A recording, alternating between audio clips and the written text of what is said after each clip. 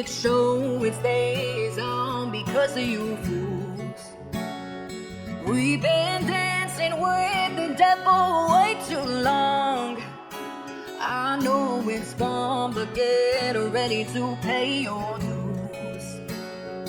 Oh God, come back home. This crazy world is filled with lies and abusers.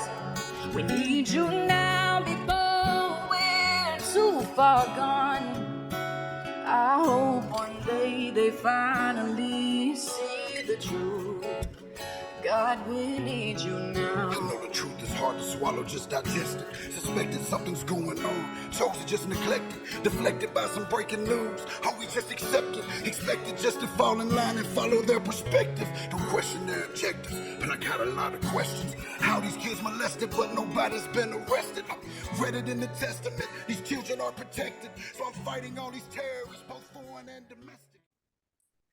Hey, welcome to Truth Talk with Steve. Today, I've got a lady that I'm so excited to talk about. We've just been talking briefly here before we started recording. And, you know, I'm just excited about the things that she understands and knows and has been involved in. And so I want to welcome to the show today, Tina Erwin. How are you, Tina? I am doing great, Steve. Thank you so much for having me. Oh, I just love doing these shows. You know, it's so do I. It's really interesting is, you know, I've got a business I run and you know how you get busy and some days, this isn't one of those days, but there's days where, you know, I'm busy and I kind of feel stressed that I've got a podcast scheduled, but there hasn't been a time ever that once I do, you know, get on it and do it, it energizes me. You know, it's almost what I need every time, you know? And so I'm just grateful for it and I'm grateful for your time. So, you know, thank you for taking the time to do this. It'll be a lot of fun. Well, this is my happy place. So I'm really happy to be able to do this. Awesome. Well, there's a lot of things I've read about your bio. I could go and read through it, but I'd prefer, if you don't mind, if you'd just kind of give us a little bit about your background and, you know, the things that you've done, and then we'll get into it after that. I think I'm like a lot of people who discovered as a little kid that they could see or do things that other people couldn't, but you don't know that other people can't do those things. That's your norm, but it's not everybody else's norm, and your parents are clueless. And I have a couple books on psychic kids that should be coming out pretty soon. And what happens is you still have to be a little kid and you still have to live an ordinary life and grow up and do all the ordinary things, but you're still a little psychic. And oh, by the way, you still have to make a living. And so, I mean, I had some psychic ability, but it didn't really manifest you know, for a while. Psychic ability starts out at all different stages for people. There's no, oh my gosh, you know, you're this age and now you're psychic. I've seen kids psychic at 3 months old. Wow. And so, you know, I went to college. I did a lot of traveling in college, and I lived in Central and South America. And I had this weird experience where I knew if I didn't do something, I was going to die. And I heard a voice talk to me and say, you have to stop this car right now, or you're going to go off the side of these Andes Mountains in Colombia, where I was living. So you need to do something because you have a lot more to do. We can't afford to have you die tonight. It's like, oh, geez. Oh, okay. Gee, I have a future. And were you driving at this time too? No, you know, it's a Latin country in 1970. Okay. And it's a long time ago. And there were 2 women in the car and 6 men. And a drunk guy was driving. And I kept seeing, you know, we were high in the Andes Mountains on these old, horrible roads. And every time we'd do a curve, it would just get more and more terrifying. And finally, I said, I'm fluent in Spanish. So I told him to stop the car. And everybody gets out. And they go, why did you want us to stop the car? And we had a flat tire. And none of them knew that. Wow. And they thought I was this hero. And then I convinced them to let my boyfriend, who was not drunk, drive us back down into Medellin, Colombia. And I thought, who was that voice? I mean, I just remember how clear it was. And I got out of college, you know, I graduated in college in 72. and nobody would hire me. So they were the most adorable Navy recruiter on campus at UNC at Chapel Hill. So, I joined the Navy to find a husband. I mean, that's kind of the truth. And I met my husband my first day, Oh my first duty gosh. station. Wow. And we've been married 50 years. So Congratulations. he still is Superman to me. That is so awesome. That's pretty rare to hear that. It's especially if you're psychic. It's hard to be married to a psychic. So I give my husband a lot of high marks. Yeah. But as soon as I married him, for your service, by the way. Oh, you're welcome. We both work for the submarine force, and you're working for some of the brightest minds in the entire military. I'm extremely prejudiced. I mean, there's a lot of great guys out there, a lot of great minds, but the submarine force, if you deliberately submerge your ship, you have to be really psychic. You have to feel the ship. You have to feel your crew. I recently heard that somewhere. I can't remember if it was a movie, but literally in the last couple of weeks, how it must have been a movie or a TV series, but listening to it talk about that was so fascinating because I do a dissertation on just how really psychic men are. And I'm coming from a place of deep and abiding respect for these men who go down to the sea in ships, let me tell you, and go under the sea in ships. Yeah. And so I meet my husband, and I mean, my psychic ability just exploded. And this poor guy, we met in March and we eloped in October, and he spent most of the time at sea. So we didn't know each other very long. Doubt. But we had many past lives together. So he really was love at first sight. But I might look at it as more of a reunion. Oh, we get to have a whole life together this time. One of us had always died before. So would it be accurate or do you feel like maybe you can give some insight on this, that you're like you're soulmates, the two of you? Yes, we are definitely soulmates. I've heard people talk about that, and it's interesting, We are soulmates. My husband is a very fine man, and we have been together life after life, and one of us always died. And we still remember the grief each time one of us died. Wow. But this life, we got to have the whole life. We had to work on it. We had to make all these things work. Yeah. But we did. But we have many soulmates. I mean, you can have many, many of them. I agree. It can be your children, your siblings, a neighbor. You can be many different people.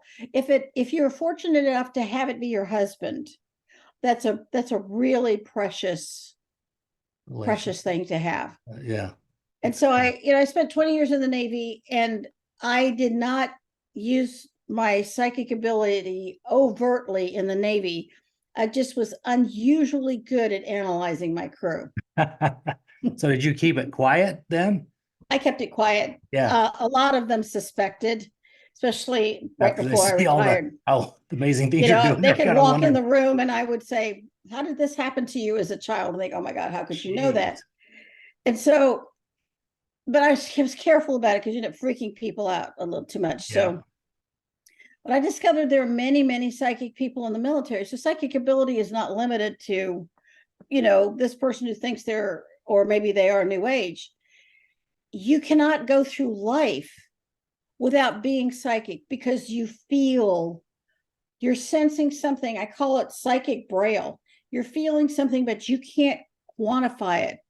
And the people who listen, who work really hard to hone in on that, they save their life, they save other lives. I have so many stories of submariners who said, "I had this feeling and I acted on it, and it was amazing. And I was so glad I said something." And I think that when you're able to understand that psychic ability isn't flipping cards, or holding a seance or ghost hunting. Psychic ability is, how are you using that extra ability in the service of others? Bingo. And if you're using it in the service of humanity in some humble way, then in the next life, wink, wink, you get much greater ability.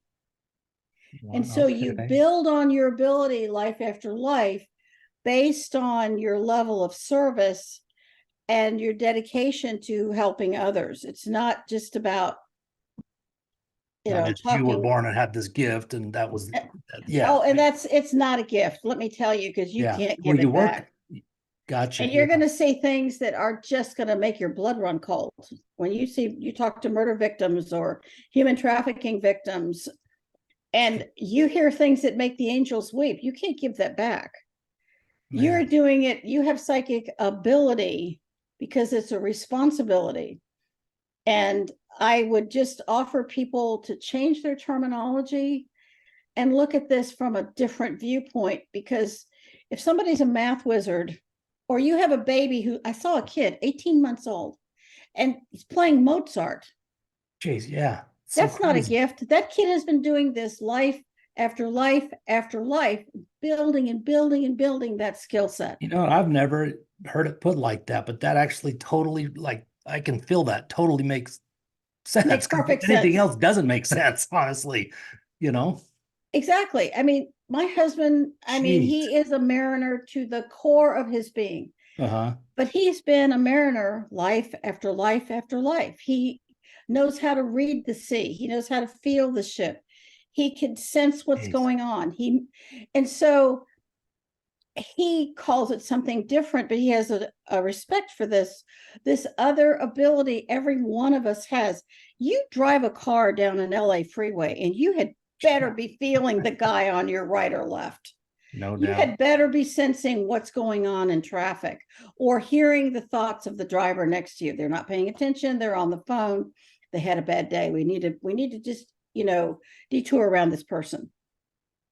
So I did love the Navy. I mean, everybody has bad days at their job, and I certainly did. But at the same time, I was given astonishing opportunities that I can't imagine anybody else giving me. But the submarine force was extremely good to me, really, really good to me, as far as jobs go and recognition and things like that. But you see, you never heard of me, because if you really do your job, then you pass in and out anonymously with only the knowledge that you did your job. You weren't famous for making a lot of noise. Yep. It's interesting. I had, experience, knows my audience knows some of the things I've dealt with in the past. And I used to have a podcast that I stopped doing about 6 weeks ago, 2 months ago, called Life After Addiction Indictment. And so I've been in federal prison. And the gal that basically checked me, and not the one that was there when I was, getting clothed out and all that part, but I never saw her other than that day and when I left. And when I left, she said to me, "Good job, Cloward. I never heard your name the whole time you've been here." And so that totally makes sense to me, because people that do what they're supposed to do and mind their business, that's the way it's going to be, and just do it, so, but that's interesting. Yeah. So you got out of the Navy. Well, when you had this experience with the vehicle to stop and pull over, you knew obviously that you had, some psychic abilities prior to that, or, I mean, was that like one of the first bigger ones that? No, little things like my cat died, I could see her ghost. Okay. I could hear people's thoughts sometimes. Sometimes I could remote view, but I didn't know that's what it was called.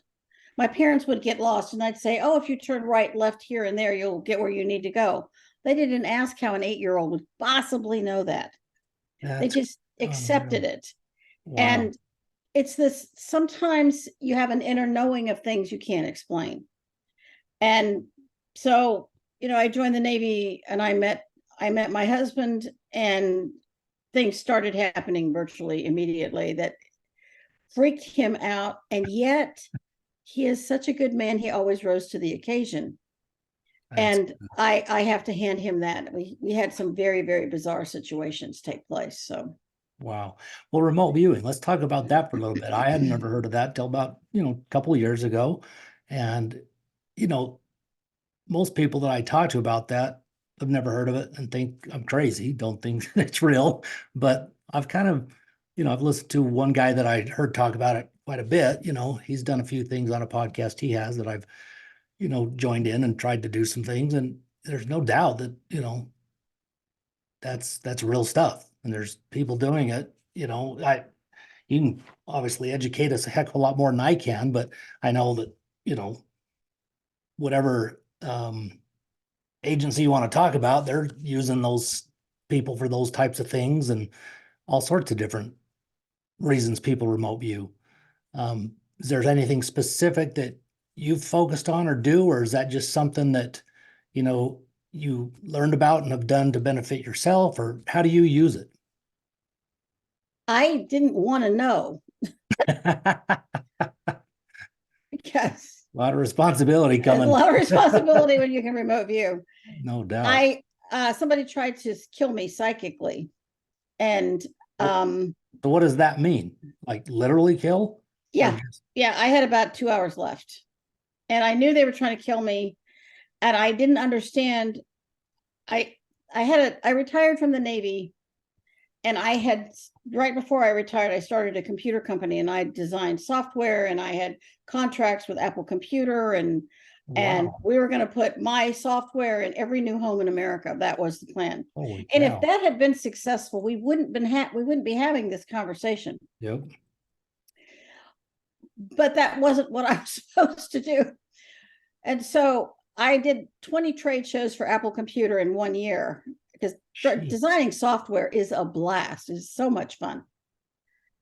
But that wasn't my real job. So I was doing this trade show, and this guy handed me a business card, and that was the 1st of March of 1993, because I retired in 92. And from that point on, my life went to hell in a handbasket. I couldn't think straight. I couldn't sleep at night. It's like something was Really? just harassing me all night long. I reached the point I couldn't drive a car. I couldn't walk. I couldn't stop coughing. I couldn't stop sneezing. And all of those are symptoms of a black magic attack. Wow. And I needed to educate myself very, very quickly to begin to resolve that. And one of my brothers helped me with what little he knew. And I kept in the 90s, people had something called a day timer, and you kept your business cards. Oh yeah, my dad had a and your daytimer. calendar. Yep. Everybody had a day timer. So I had this guy's card with me. And so when you have that connection, and it can be something as small as a business card, you now have what's called an aqua cord connection to the person, and that it enables that person to send energy along that line. Okay. It wasn't this. If this man had not tried to kill me, I don't know. That's who was doing it? The one that gave you the business card? The guy was, Oh at a computer gosh. show. He gave So me a he business was, card. so he intentionally, In other words, the did job that. was somebody could see that I was going to do a lot more Wow. things than just a computer company, Oh which I my closed God. in 95. And so I was supposed to be stopped so that I wouldn't write 8 books, and I have 2 more coming out this year. I wouldn't write all these books, and I wouldn't be teaching the living how to help the dead, and I wouldn't be doing all these other things. None of that would have happened. It would have all stopped. And I just didn't understand what was happening to me. I'm just this really ordinary person. I had a couple of kids, and and I didn't understand why I would be important, but I couldn't see my future, but Right. somebody else could. And if you use black magic, and you become so fogged, you can't think straight, you can't see straight. And I don't do many podcasts about how black magic works, but I can assure you it is very, very real. Yeah. I know that remote viewers can do it to another person, and you have to be conscious that there are things. Basically, there's no such thing as no such thing. Yeah. And my brother said, finally, he says to me, did anybody give you anything? And I said, well, because I could see the guy doing it, but I didn't understand how he was doing it. Finally, my brother said, did he give you anything? And I said, yeah, he gave me this business card. And I mean, the smell of this horrible stench filled the room, and I just felt like I couldn't even move. And my brother says, we need to wrap it in silk quickly. And silk? And silk. And Okay. you wrap it in silk, has a direction of weave. You have to keep changing the direction of weave, so it's shifted. and that encloses the business card. And it's like someone went click, turned a switch, and it stopped.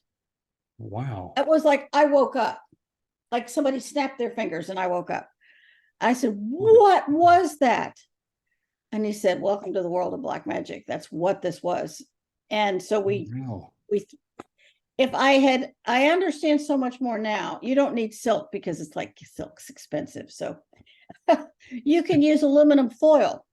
If you have something you think is really negative, but you're not too sure, you just take aluminum foil, shiny side in, and you cover it with salt, not tons of salt, but like a tablespoon of salt. Okay. And then you wrap it all up. Can be a name, can be whatever.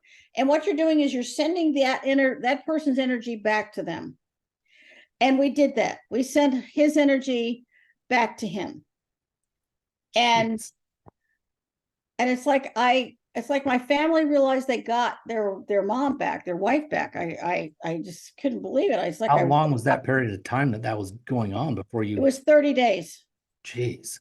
Must have been just crazy. It was horrible. I had a client who was interested in my computer system, and I don't know if you've ever driven the San Diego freeways, but they're like 8 lanes, and they're not for the faint-hearted. And I was leaving, like Solana Beach, and I was supposed to meet my husband, down at Point Loma, and I don't know how I got there. I have no memory of the drive. And I knew I just couldn't drive anymore if that was the case. So after we found the business card, I woke up.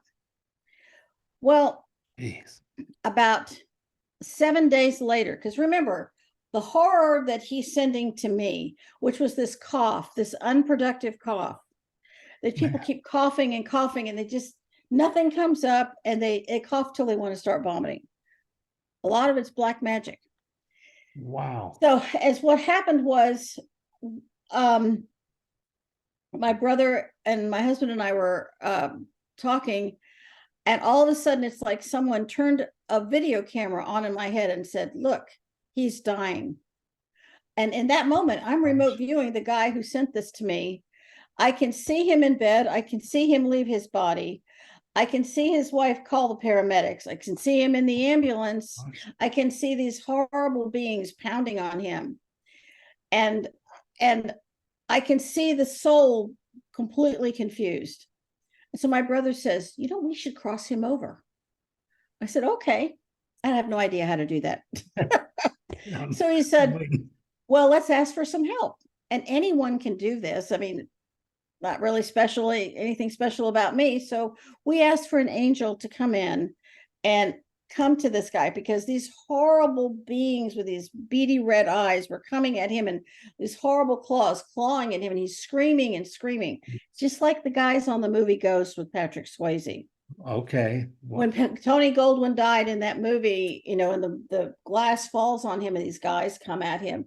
Same guys. Those are called lower realm intelligences, and they really do exist. Interesting how much goes on movies that tells us the truth of things, isn't it? Well, that movie was one of the most accurate films. Really? And then the kid that says, I see dead people, Sixth Sense, that was another really accurate film. Jeez. So we brought some help in, and then it's like this rock rolled back. We see this gorgeous golden crescent of light. And so we helped him toward the light. And he stops and he turns around. He said, why would you help me? I've been trying to kill you for weeks. Wow. And I said, well, because you're not mine to judge. So much easier that way. So he crossed over, and it was wonderful. And until the coroner did the autopsy.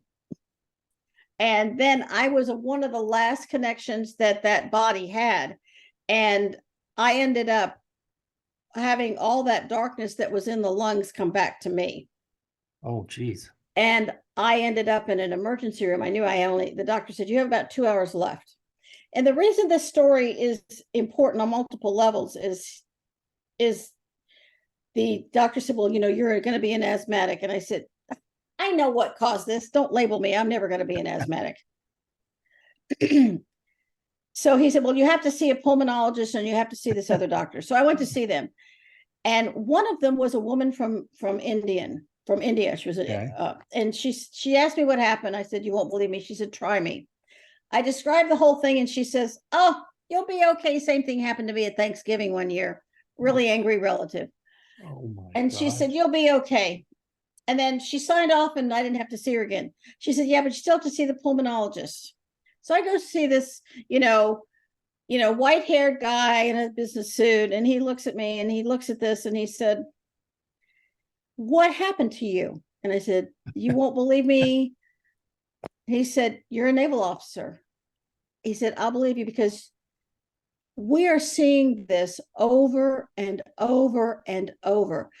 People never before have a lung problem. All of a sudden, they're, a couple hours from death, and we don't understand what's happening. Wow. And I said, all right, well, I will tell you the story. And I said, part of the black magic is that they create this fungus inside a person's lungs. And it looks like black underneath and then a white cauliflower top.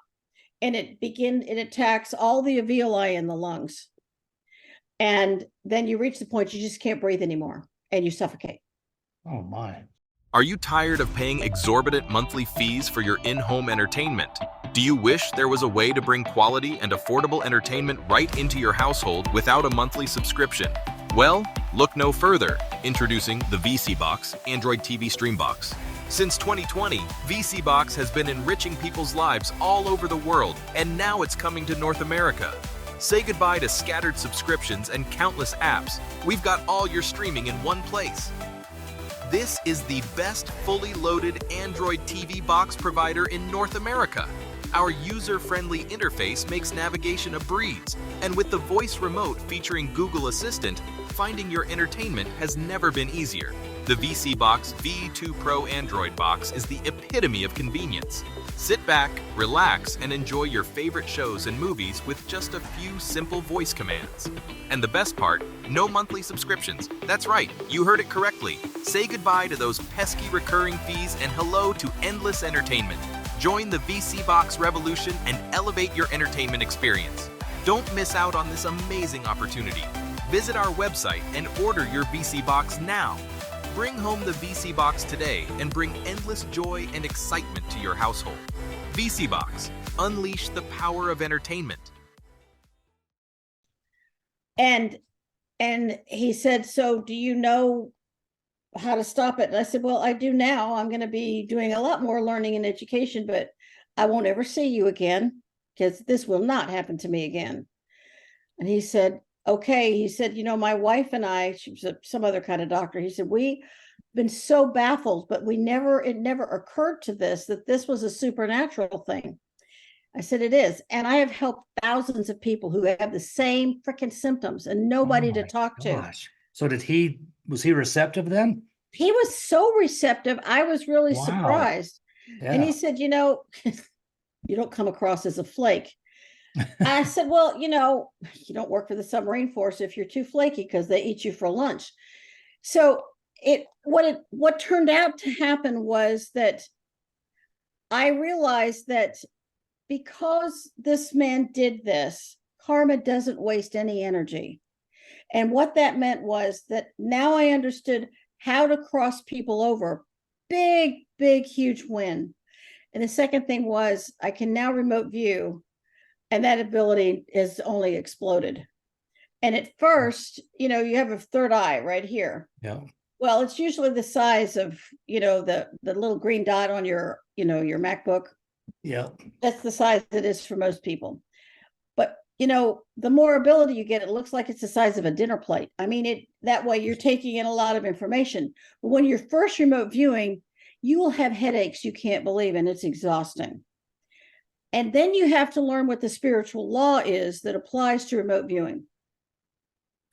And if you violate those laws, the karma is not a happy thing. Wow. And I know that the KGB's used it, the CIA's used it. When General Dozier was kidnapped in Verona, Italy in 1978, because I was living in Italy at the time. And the submarine force sent me to terrorist school. So I happened to have heard General Dozier speak. And he talked about the remote viewers who found him and they found him just about as fast as the 𝐎𝐻 found him. Wow. So it was theirs was slightly vague, but they were with literally like in the same building. They found him. And to find a missing person for a remote viewer is extremely difficult because sometimes they're moving and you have to be able to find them through a connection through an 𝐴CA cord. And the 𝐴CA cords come out of your solar plexus. And I don't know if your listeners know what an 𝐴CA cord is. I don't think so. Many of them have heard of something called an Akashic record. Because I haven't heard of the cord, but I've heard about Akashic records. Okay, the Akashic records are everything you've ever done, every place you've ever been, everything you've ever said, seen, touched, held, experienced. That's your Akashic records. The first three letters of Akashic is AKA, 𝐴CA.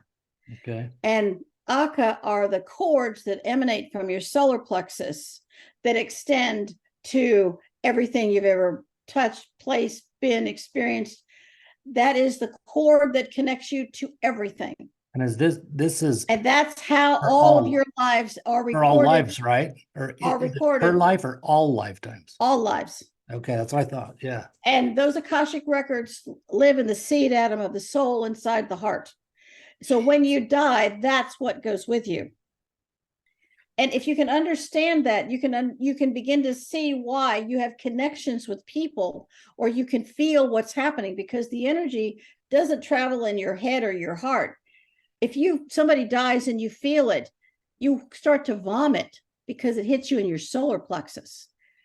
Is this making sense? To me, yeah. It's unreal. Yeah. But yeah, it makes sense. It's how it works. And this information, because I want people to understand, where does she get this stuff? It's called 𝐻UNA, 𝐻UNA, and it goes back to the original. The people in Hawaii were basically one of the original 12 tribes, along with the Berber tribesmen and some of the other people in Spain. Okay. Because a lot of the words are the same. And in 𝐻UNA, you have something called Kino 𝐴CA substance. And that substance it's sticky and it connects you to everything. And that's how that business card worked. Because I want to understand the physics of metaphysics. I don't want to just somebody say, I just trust spirit. Right. I don't trust spirit as far as I can throw spirit. So I want to understand the real science behind why does that work and how do you manage this situation? So once I learned a remote view, then I learned what are the laws that go with it. And I've had people ask me to find relatives several times. It's really, really hard. And I have to connect with the person I know, have an 𝐴CA cord connection to that person, and then find the 𝐴CA cord connection that person has to their missing relative. Wow. And a lot of times people are moved. So finding that is really, really hard. And if you remote view a location or a person, you have to have permission. And no, you can't just ask spirit. I've heard that. Yeah. You have to have permission. Otherwise, it's spiritual trespassing. Yeah. And it incurs spiritual debt. And that's not a happy thing. Jeez. Yeah, I've had people ask me to just, remote view inside somebody's brain and manipulate them into getting their neighbor to pay back their debt. Or can you remote view somebody's house and tell me if such and such is happening? No, I don't do that. I don't teach it. Basically, you've got to have consent, right? Yeah. You have to have that person's permission. Yeah. And if I use it a lot to clear houses of ghosts and things. And I need both parties. If you have a partner or a spouse, you need that person's permission as well, even if they don't believe it, because I've had people physically see the energy I'm projecting and it just terrifies them. So you need to let them know, okay, you might see something, you might not. It might be just fine, but you got to have permission. Wow. And I think people need to understand what those rules are and make sure that they follow them. Oh yeah, for sure. So when you got sick, then you were able to get rid of it to help your brother. God, I just lost my train of thought. What you were talking about earlier, controlling the magic. Yeah, how do you get rid of it and to control it? Well, if I hadn't been so fogged and so sick and so weak, I would have realized that if you just tear the card in half, you instantly break the magic. Oh, wow. And then you can burn the card, and you have a transmutation by fire. Fire doesn't always work, but it works a great deal of the time. If you just want an experiment, I had a client in San Diego who was so sick. She had 2 little boys. She couldn't get out of bed, and her husband was at his wit's end. No doctor could figure out what was wrong with her. I mean, just endless. And so somebody, There's a lot of stories like that where people go through years of stuff and just the they doctor nothing works. Yeah. So they call me up and they say, "Can you help my wife?" Wow. Okay, so we get on the phone and I say, "How many tarot card decks do you own?" "Why is that a problem?" And I said, "Just answer the question." "I own, I don't know, 20, 25. Why?" And I said, "And do you keep them in your underwear drawer or by your bed?" "Yes." "How could you possibly know that?" "Okay, we're going to do a big experiment with your tarot cards or your angel cards or your runes. You're going to get a box, line the inside with aluminum foil, shiny side in, and you're going to just put a whole bunch of salt. Then you're going to put the outside of the box with aluminum foil, shiny side in it, because the aluminum foil acts like a mirror. What happens when you look in a mirror? You see yourself. Shines back, yeah. You send all that energy back, and you're going to wrap it all up and put it in the garage, and then call me in 3 days." She says, "Is that all you're going to do?" And I said, "Just work with me here." 3 days later, her husband calls. "What did you do to my wife? She is making breakfast and taking the kids to school, and she's her. I got my wife back." Crazy. I said, "It's kind of crazy, huh?" And then 2 more days later, 2 more days passed, and he said, "What is that stench in the garage? It's coming from that box." And I said, if it were me, I just dump the box in the landfill and just get it away, because all that toxic energy was coming from the cards. And people believe that they are connecting to spirit, and spirit's telling them, and they flip the cards. Right. Well, you got to pay for that information. And the other side, that quote spirit, a lot of them are just black magicians, and they make you pay. They can kill a family member. They can destroy your health. They can give you a chronic illness. You can have endless financial problems, water leaking. If you have water damage, do you know how expensive that is? Oh my gosh. Oh, yeah. So that is, tarot cards are black magic. I don't care what anybody says, they are.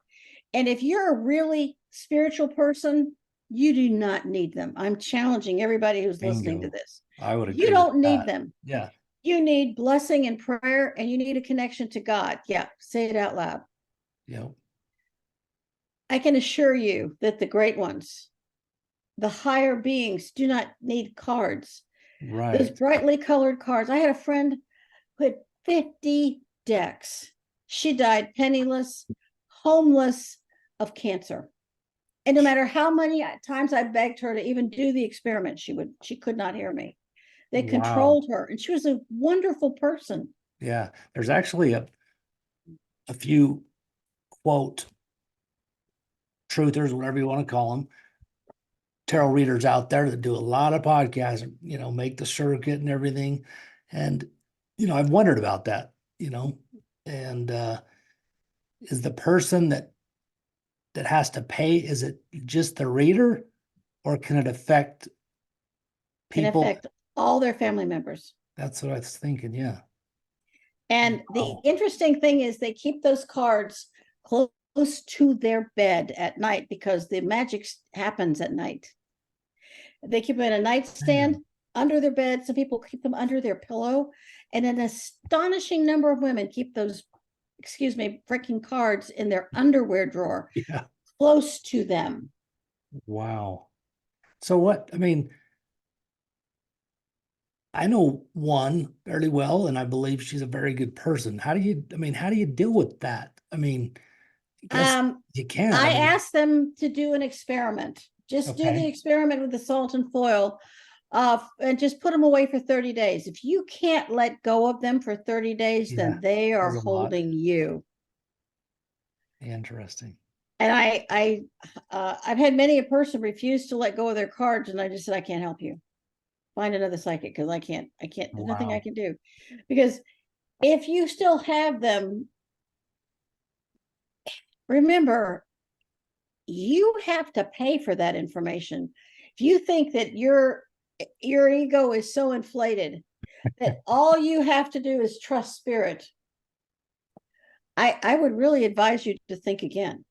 So they're, And yeah, if you're they're not being doing, manipulated and lied to, and it's the they're wrong being spirit. manipulated Yeah. and lied to. And if you're getting information, then you need to be able to feel it deep within yourself. And they'll say, oh, well, I am. But when you have those cards, they are just tools of the dark side. And if you're putting spells or hexes on people, it's black magic. And the karma that comes back from that is just It's huge. horrible. And if, yeah, you're going to deal with some really bad people. But even the guy that tried to kill me, I really helped him. Oh yeah, geez, I really, really helped him. big time. And the benefit to me was I got to expand my ability and be a better psychic, because I now could do something different. And I learned something. Yeah. Karma is never going to waste the energy of the opportunity in that experience. And once you open your mind to that and you let go of some of those tools of magic, you can be in a really different place. Oh, I'll bet. That's the next question, is about karma. I think it plays such a huge part in our lives that we aren't aware of it for the most part. Is that a fair statement? Yes, because it's part of the everyday fabric of just living. Yeah. But karma is basically a law of physics. For every action, there's an equal and opposite reaction. It's one of the laws of thermodynamics. I think it's the first or second law. And this is true, because people say, karma is a bitch, or karma is this or Yeah. that. And they'll say, I have had people pay a psychic to erase their karma. And they said, don't you think that's a great idea? And I said, I really don't. Because suppose you are a really, really good person. And if you're a really good person, that goodness under karmic law has to come back to you in some form or other. And the more service you're doing for others, the more it comes back to you in so many amazing ways. And if you can shift your frame of reference, that you become more karmically responsible, which was the whole point of reincarnation. By erasing reincarnation from the Bible in 1428, if my memory serves correctly, you end up creating this loss of memory that, nothing I ever did before is going to come back. But people are familiar, situations are familiar. Yeah. It's true. You got to decide for yourself what you believe. From the point of view of not letting somebody mistakenly take your money and erase your karma, Christ couldn't erase your karma. Christ can mitigate karma on a much more dynamic scale. You can't go in and erase someone's individual karma. He wouldn't ever want to do that, because that's part of every person's soul evolution. And it's precious. Your karmic path is precious to you. And every experience has meaning and power. And if it didn't, then you wouldn't have that experience. Yeah. Wow. This is just fascinating. Well, let's shift gears a little bit here. We were talking before the show, and like you said, you deal with murderers and suicide, things like that. Let's talk about suicide. I don't know, even a question to ask you or where to start, but just the topic alone, what can you talk about that would help the audience understand suicide, or anything related? I'm so glad you asked. People who take their own lives, and this is a hard thing for people to hear, have frequently taken their own life, life after life after life Really? after life. It's one of Wow, I those would never teeny tiny expected that. details that most people would never consider. There is a part of them that has experienced so much suffering over so many lives. It's almost like there is a chronic depression that just keeps coming back with them life after life. Wow. And when something happens that throws them in despair, for men, most of the time, I don't like generalizations, but I saw this a lot in the Navy. Relationship problems will take a guy to the point of suicide. But that's true for women too. If you have a person who is suffering grief, I had a client who, gorgeous woman, brilliant, really, really bright lady. And she came for a variety of different reasons. And we started doing several regressions to help her understand why she was with the husband she eventually divorced. It came out in those regressions that she killed herself life after life after life after life. Wow. And it was because in every life, this one person died. It could be a husband, a father, a child, a brother.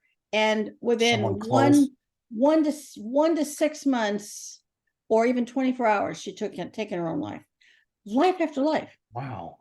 And I said, you realize why we're having this conversation? Because in this life, you know, when a student is ready, a teacher is required by spiritual law to be placed in front of them. I said, maybe this is your moment. Maybe you're ready to live a whole life, because the lesson you keep missing is you have to get past that grief. Grief is an opportunity to explore your deepest feelings and accept that you have to detach from the person who has died. To be able to live a whole life, you have to at least accept the grief of that person's death in a past life, or the death of a relationship, or a divorce. Because I have seen this so many times, and we all have. Or you can have a bullying situation, but many times, again, you have a repeating scenario. So in this case, she said, well, I don't think I've met him yet. And I said, well, maybe not, but you're aware now. 2 weeks later, she meets this guy on an airplane. He was a Marine pilot. No kidding. And oh my gosh, it was instantaneous love at first sight. Knew the guy, wow. And they're engaged. And so I'm watching TV. This was living in San Diego, and I see these two Marine jets collided, and this plane crashed in Yuma, Arizona. And I knew it was this guy. I knew he died. I could feel it to the core of my being. And I called her and I said, he died, didn't he? And she said, yes, he's gone. And I said, all right, I'm available. Let's work through this. This is the lifetime that you know what this is. You're going to really face it. Wow. And she did. And we worked a little bit. And then she said, I need to live my life all the way. I said, all right. A year later, I get a wedding invitation from her. She lived the whole year. And I called her and I said, oh, I'm so excited for you, but I don't know any of your friends. And she said, yes, but you're the only person on earth that will know and will celebrate that this wedding has a much greater meaning than just a simple wedding. It means that I'm accepting life, not death. And I went to her wedding. I took my youngest son, and she was certainly a beautiful bride, and she married another Marine pilot. And I talked to her a couple months after that. She said, he's a really good man and I love him. He's not the same, but I'm building a life. I am learning to live. But do you understand that it's hard for me every day? I said, I do. I have a great deal of compassion. Live this life all the way, even when it's hard. Now, the harder element with suicide is when it's a teenager, Yeah. because you think this is a life cut short. And I wrote a book called the Crossing Over Prayer Book, Oh, which is cool. available on Amazon. And I have the crossing over. It's called the Compassion Prayer for Suicide. And if your friend or relative takes their life, this is a prayer to cross them over. Because an awful lot of times, someone who dies in this manner, they come back really quickly. But if you can cross them over, they get the most amazing amount of love and compassion. People say, oh my God, they committed suicide, they're going to get punished. Right. Nothing could be further from the truth. That's never made sense to me. There is so much love and compassion available to them. And as soon as you cross them over, this light wraps around them, and this enormous emotional burden they've been carrying slips away. And they, for the first time, and God knows how long, this love penetrates them and it begins to change them. And I had a mom in North Dakota email me that her son took his life, and she said, can you cross him over? And I said, I can, but I'm going to invite you to do it. Your last act as his parent. And there's no doubt in my mind you adored your son. And so she did that, and she could immediately feel a shift. Everything in her life felt brighter and better. There was like this light came to her. And then a couple months later, she said, I want you to write another prayer for me. And that prayer is in this book, and she is credited with that request. Is there a timeline that needs to happen after a death? Immediately. That's what I assumed. But suppose your loved one died 10 years ago.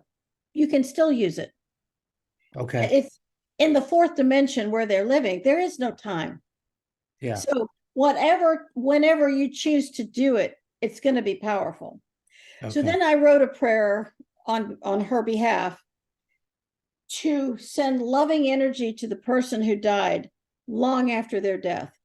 And she feels it enables her to help him know how much she loves him, she forgives him, and she can still send him her love. And she said it has transformed her grieving process. Jeez. So now she shares this with other parents of kids who took their lives. Interesting.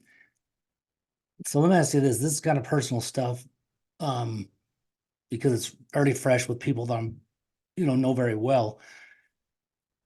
So I want to know your advice to me. And I think that the answer to my question, which I'll let you guide it, but I think it would be a feeling I would have. And the question would be, would it be appropriate, to send, say, that book, for example? Because obviously I don't, anyway, I guess I'd have to feel like guided, because I haven't, I've sent some messages, a little, few in the past couple of weeks. And just to give you a little bit more information on top of what we spoke about before we recorded, 3 days before Christmas through, I don't know exactly the date, but say December. Well, both these situations, I didn't tell you about this other one. It wasn't a suicide. It's an accident. But they both happened within 48 hours of each other, 2 to 4 days before Christmas. One was the suicide of some friends I know very well. And the other was the son of a kid I grew up with, very close to growing up, elementary school, high school, all that. And his very best friend to this day from that neighborhood is still a good friend of mine. That's how I found out about this situation. But his son and daughter-in-law were driving from Utah to Arizona for Christmas. They had found out that they were pregnant with their first child, and he went to pass a truck and got head on, immediately killed his wife. These are kids in their, early to mid 20s, and he was hurt incredibly bad, lost a leg, burned from, I think it was basically from the torso down 30%. Anyway, and then he ended up dying about 4 days later in one of the surgeries, which I think frankly was a blessing. And it was interesting, some things that have happened in my life, in some personal family situations, and how both of those things affected me in a way. As I was looking at a situation within my family and extended family, the perspective I gained from thinking about the heartache and difficulty my friends were going through put in perspective really quickly the thing that I was dealing with was so trivial.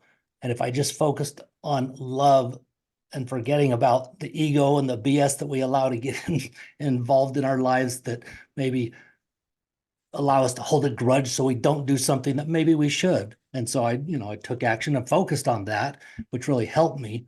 But anyway, those things really impacted me in a way. But obviously, my heart breaks and aches of what they're probably, I can't even comprehend what they're, the grief that they're feeling, and so I guess really what it comes down to, is there anything that could really help them out? You know what I mean? Well, so 3 people died. Yep. The Well, fetus and and the unborn the fetus. couple. Yep. When it's called multiple death, I wrote this little book, The Lightworker's Guide to Healing Grief. Sounds like I'm gonna be ordering some books tonight. And it helps. What makes this book really unique is that it tells you what to do if you're trying to help someone else who's grieving. Okay. And it helps you to understand what you can do if you're grieving. Gotcha. And one of the sections is the death of multiple family members in one moment. Is a tidal wave of grief that hits a family. Yeah. And I actually have some physical things that you can use, like Rescue Remedy and Star of Bethlehem, which are Bach flower remedies, and they bring the adrenaline down that hits a person. And they can't wrap their head around the loss is so massive. And it takes time. And when someone is grieving, men don't ever want to talk about it, and women mostly do want to talk about it. Yeah. And if you say, if there's anything you need, let me know, they don't know what they need. Exactly. Yeah. When my niece was 6 years old, she sat on the sofa next to my sister and said, "Mommy, I feel hot." And she died right in front of my sister. Oh my goodness. And that's why I wrote this grief book, because nobody knew what to say to us. That's what's so hard, is seeing how that dynamic can have such a negative effect when people want to help. But yeah, there's that dynamic of, what do I say? What do I do? And a lot of people choose to avoid. They avoid you like you have Yeah. plague. And it's Yep. like, oh my God, if you could lose a child, maybe that could hit us. Her life was over. I mean, I remote viewed her and I said, you have to get back in your body. You can't. She says, "Aunt Tina, I'm done." It's like, I'm having this conversation. And my frequency dropped so much when she died, I couldn't cross her over, because you have to have a Wow. high enough frequency to do it without the prayers that I wrote. My brother had to help me. And her grandfather met her. But what's so hard to wrap your brain around and is rejected is that person's life was complete at the moment of death. Yeah, I believe that. That is a very, very difficult concept. And I know that has potential to be roundly rejected. And I'm offering it, because if you're grieving a recent death, you're going to reject it. And I spent a lot of time helping my sister and my brother-in-law and her remaining child through the grieving process, and taking them. I mean, do they live far away? Actually, it's crazy too. Both of them. Well, so the family that had the suicide situation is in Arizona, Gilbert, Arizona area. And the kid I grew up with, whose son was driving for Christmas, same area. They're both in Arizona, right? I'll bet you, I don't know exactly, but I guarantee you they're within like 10 miles of each other. That's just really too weird. When someone's grieving, call them and talk to them. Keep texting them or sending, treat them like they're still a normal person. And one of the things that my sister did, she said an angel told her to do this. And I almost dropped my jaw when she came downstairs. She said, an angel told me to do this.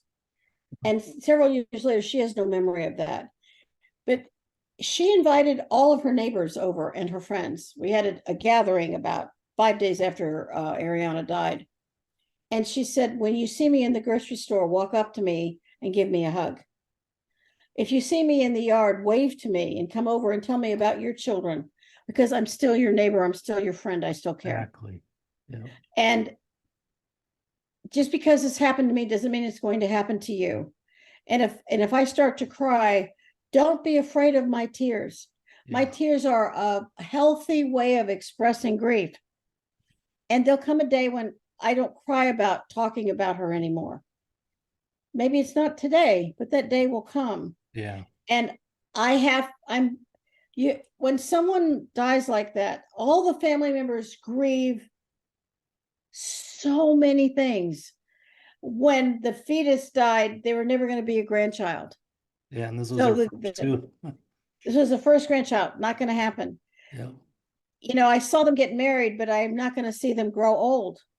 I'm not going to see them be parents. I'm not going to celebrate Christmas with them anymore, birthdays. All of the events of life which give meaning to the fabric of your days. So true. You grieve those things in the most poignant way. And when you talk to them and say, tell me what you're feeling. I've had one guy's daughter had she had a single car collision, which is sometimes it can be suicide. Yeah. And he called me for weeks and weeks because he didn't know how to help his wife. He said, I think I'm okay, but I don't know how to help my wife. Well, that can have such an impact on relationships too, those specific relationships, And a lot of people feel like that one partner isn't sensitive enough to the other. Yeah. But it's incredibly important to remember that men grieve differently than women. When it's a suicide, people feel guilt. I would like to offer people to take that first class ticket on the guilt train and just tear it into a million pieces and burn it. There's no guilt here. I have talked to suicides. I've crossed over. I can't tell you how many of them. Mm-hmm. Every single one of them is sorry. Every single one will say there's nothing anybody could have done. I was determined. No one could understand what I was feeling. Yeah. So please stop the guilt and focus on what you can do that's constructive. Cross that person over who took their life. Your life will be better for it. Send them the prayers from the Crossing Over prayer book. I keep showing the picture so people will remember it. I have all these things highlighted, especially the prayer for after suicide that you can say that sends them your love, because then people feel helpless. You are not helpless. Yeah. Send them your prayer. Prayer is energy, thoughts. Thoughts have enormous energy. When you're sending it to someone who died, whether or not it's suicide, you are helping them. If they were in an accident, there's another little factor. They may have no idea they're dead. Really? That's a problem. This happened to a television producer. My brother worked for SAG-AFTRA in Hollywood, Screen Actors Guild.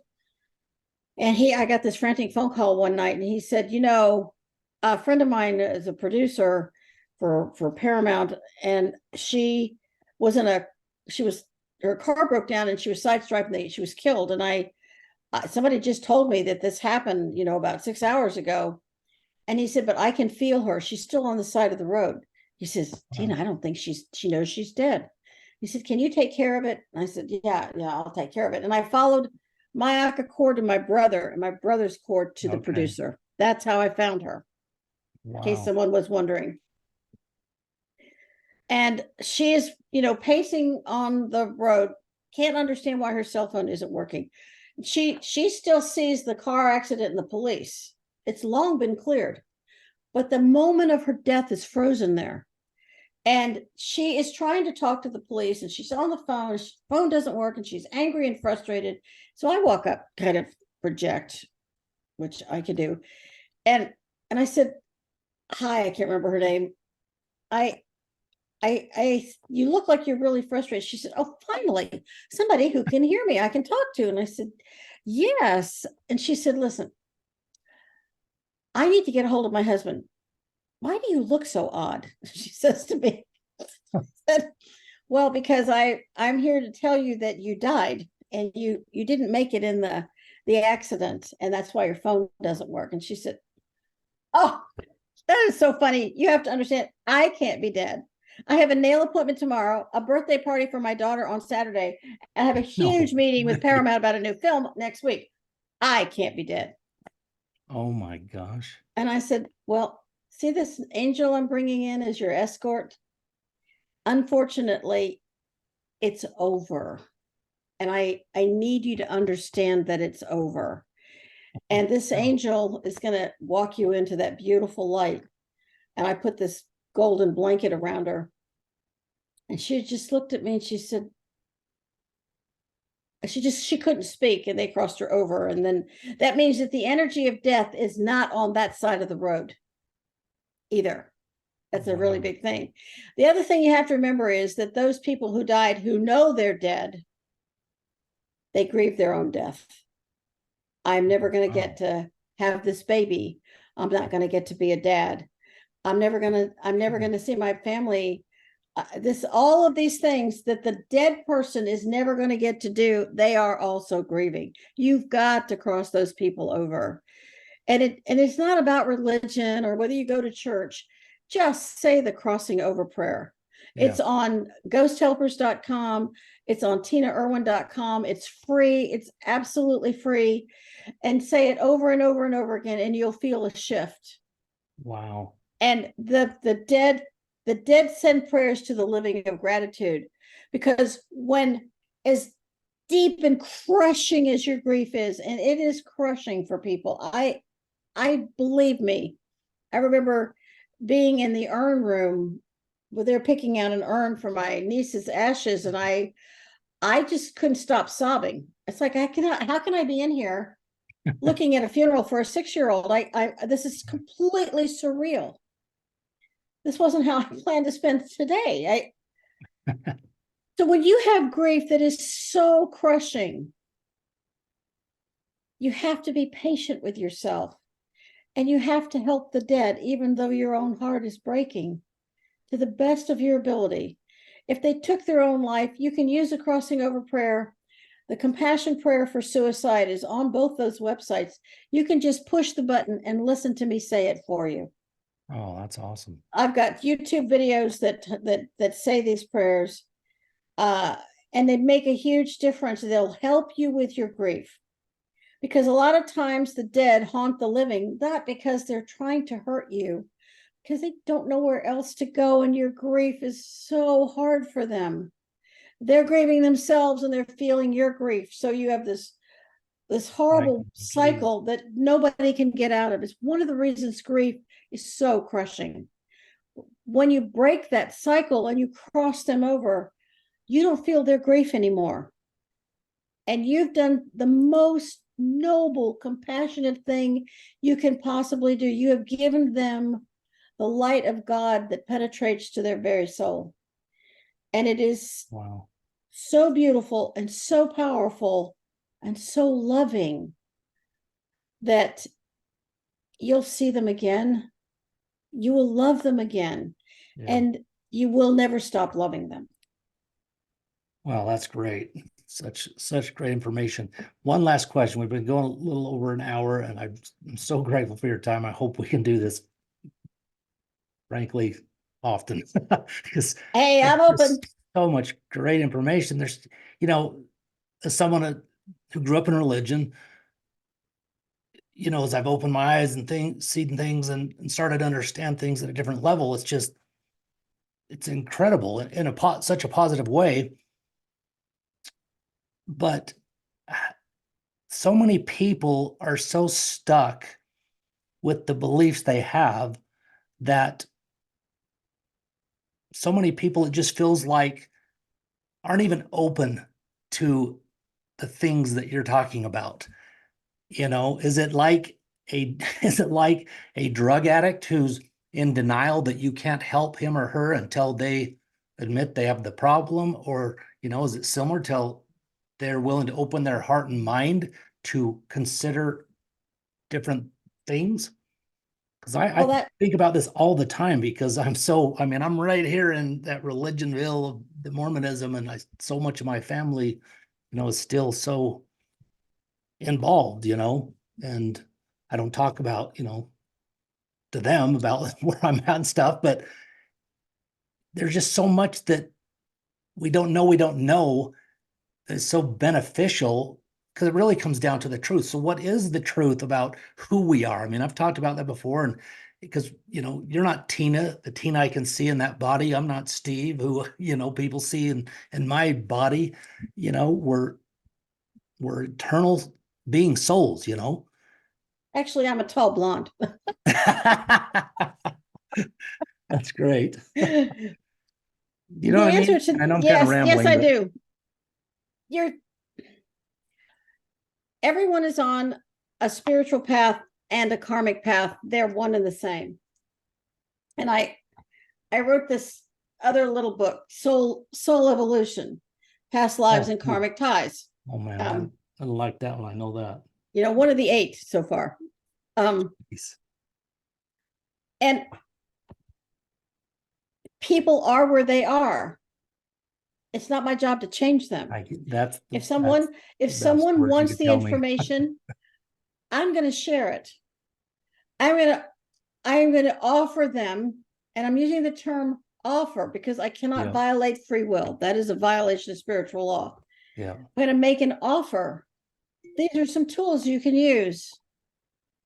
It's sort of like I'm the concierge of a giant tall hotel. If you ask me, I can open all kinds of doors for you. You just nailed it. But if you don't want to know, or you want to find it out on your own, then I am here to respect your decision. Yeah. And you have to remember these 2 important statements. You cannot want something for another person that person does not want for themselves. You cannot want something from another person that person does not have the capacity to give you. Bingo. And our job is to respect the path of another, not to force them to change. So true. And if someone is grieving, sometimes the best you can do is hug them and just listen. Oh, you don't have to have the answers. You can just love. That was the message of the Christ, the Buddha. It's the message of the Huna tradition, of all the more elevated spiritual traditions on earth. Because there's no religion in the afterlife. There's just God and Christ and the other great ones. Yep. It boils down to, how much do you love? Love is the answer, no matter what label you put on it. Yeah. I mean, Mormons love their children. Catholics love their children. Right. You know, the Arabs love their children. We all want to have food on our table. We want to enjoy the celebrations of life with our families. We are the same. Bingo. And God loves us equally because we have the same moon, the same sun, same earth.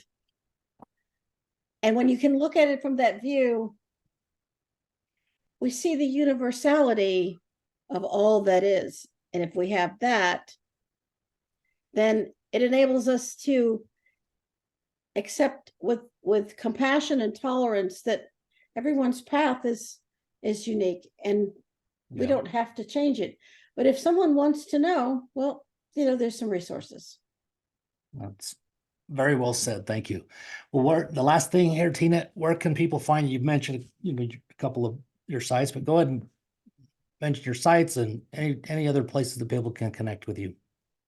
GhostHelpers.com, TinaErwin.com, Erwin with an E.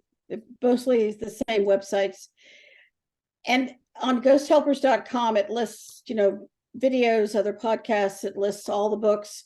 All my books are available on Amazon. If you want to see what books are available, go to GhostHelpers.com under books.